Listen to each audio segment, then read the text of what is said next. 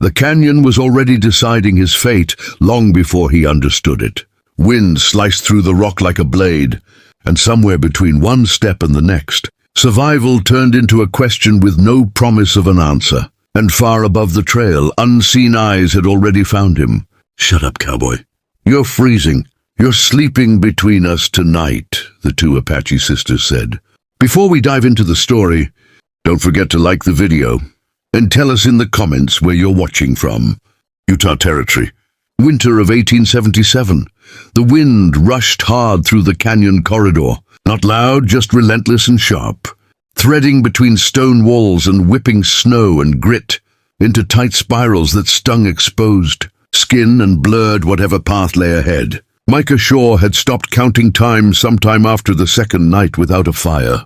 He'd been trailing a lead, his own horse gone outside Green Creek. Likely taken by someone desperate or simply cruel, but the tracks disappeared beneath the storm's sweep. Now he moved on instinct alone. The land funneled him deeper into the canyon, where the gusts cut harder and the cliffs pressed closer. He hadn't eaten in 2 days. His canteen had frozen solid by morning. The heel of his left boot tore loose the day before, and he'd wrapped it with strips ripped from his shirt. The wound in his shoulder, stitched badly with fishing line, had soaked through again. The ache had dulled, and that frightened him more than the pain ever did. 3 fingers had gone numb. He never imagined he'd die in a place like this, yet the thought felt less distant with every step. Each blink made the snow seem closer to swallowing the trail. Every stride demanded more effort than the last. His mind drifted, snagging on old names and places that no longer existed, on the memory of a woman's face, on a ridge where he once carried news of a ceasefire that arrived 2 days too late. He pushed the thoughts away. Just get through the canyon, just reach the far side. But he didn't. His leg caught on something uneven, rock, maybe ice, and his body pitched forward. Knees struck first, then his shoulder, then his chest slammed into the packed snow. He didn't try to rise. The cold had changed. It no longer stabbed but settled soft and heavy. He thought about crawling. He didn't. His hands slipped from the pistol at his side and he closed his eyes. Na was already crouched when her sister reached her. She had spotted the shape from above, a dark form against the white, motionless yet not stiff. Her knife was drawn but hadn't touched him. Her breathing stayed slow and measured. She didn't like how close he lay to the path. "Why'd he stop here?" Ta asked behind her, voice tight from the climb. "Didn't stop," Nar said. "Fell." Ta studied the body, rough coat, torn boot, blood at the shoulder, blue lips armed, half gone. She scanned the canyon walls. "Alone, looks it." They stayed still for a long moment. Neither believed in luck. Na's right hand rested. Beneath her coat, slower now. Scarred years earlier, when a peace meeting turned to fire the instant. She reached for something. Her left hand brushed snow from the man's face. His skin felt rough, too pale. She pressed fingers to his neck. "Still breathing." "He won't last," Ta said. "Shoulders bad." She frowned, kneeling with a drag in her left leg. The old musket wound from when she was 17, never fully healed. She looked to her sister. "If we leave him, he's dead. Let's not argue where the wind carries," Na replied, already gripping the man's arm. They dragged him between them. He groaned once, nothing more.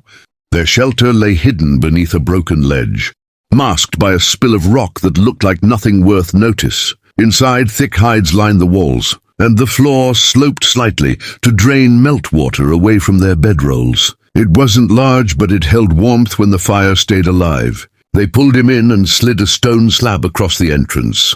The shift in temperature was immediate, still cold, but no longer lethal.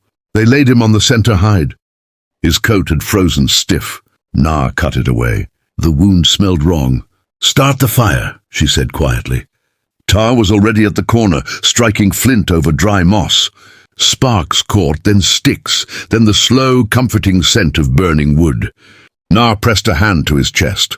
The heartbeat was there, faint and slow. "We warm him or we lose him." Ta glanced over. "You want to burn more blankets?" A pause crossed her face, unease, then resolve.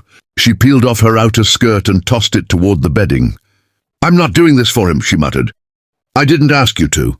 They layered hides over warmed stones and crawled beneath the covers. Nar first, stiff from the cold, Tar settling on the other side. The man didn't stir. "He doesn't smell like soldier," Tar whispered. "Too rough. Maybe a courier."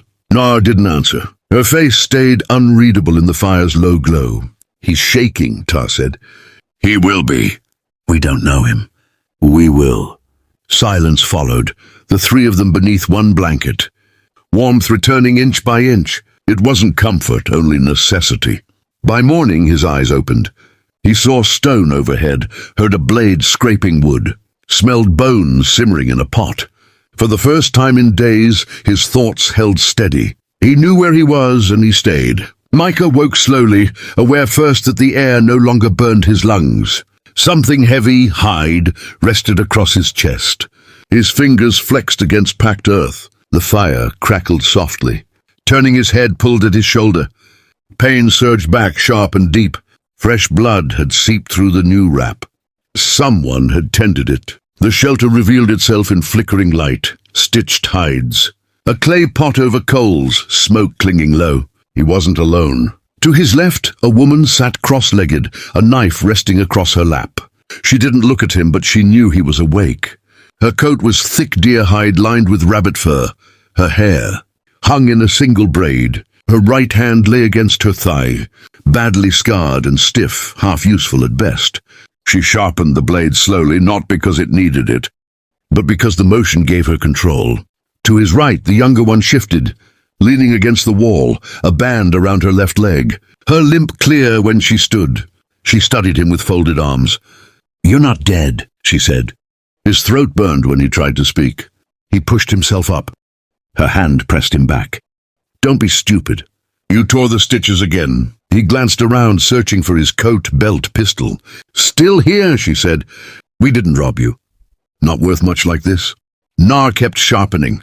Tar dragged a crate near the fire and dipped a wooden bowl into the pot. "Eat. You look like hell." He drank the thin broth slowly, every swallow painful but necessary. Silence lingered. Tar watched him. "What were you doing in the canyon?" "Tracking my horse," he rasped. "Stolen?" He nodded. "Find it?" "No." "Then you're worse at tracking than you look." He kept drinking. "You army?" she asked. "You kill Apache?" "No." "You sure?" "Scout courier." "Carried things." "Didn't shoot." Nar finally looked up, meeting his eyes, tired, not cruel. She didn't argue. Tar nodded. "We have rules. You stay, you follow them. I didn't ask to stay." "You're breathing." "That counts." She listed them plainly. No fire after dark without permission. No leaving without word. No touching blades unless given. And if he stepped outside, one of them knew. He looked at the stone sealing the entrance. "You're closed in. For now." Nar laid a folded hide near the fire. "You sleep there." He finished the broth, hands trembling. "Name?" Tar asked. "Micah Shaw." "You don't sound southern." "Born east. Moved west. Why?" He didn't answer. She shrugged and returned to sorting tools, thread, bone needles, small tasks that asked no questions.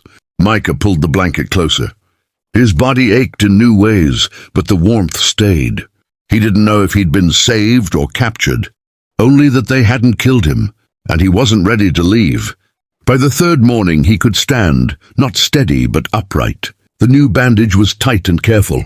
Smoke drifted near the ceiling. The fire had been kept alive through the night. Tar scraped food into a bowl.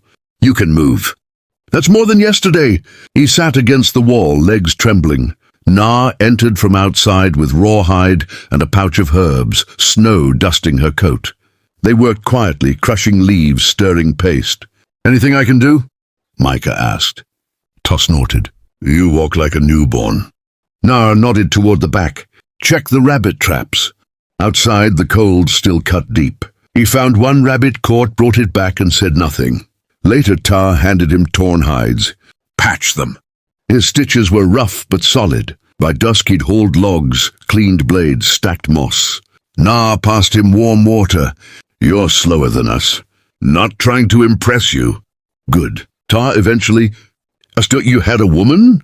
"Had. She leave." "Didn't get the chance." Na turned away, packing herbs. That night, no one told him to move his bedroll. And for the first time in months, he slept without a hand on his gun. Morning came quieter than any before it. The storm had passed in the night, leaving the canyon washed in pale, gold light that slipped through the shelter's cracks and warmed the stone.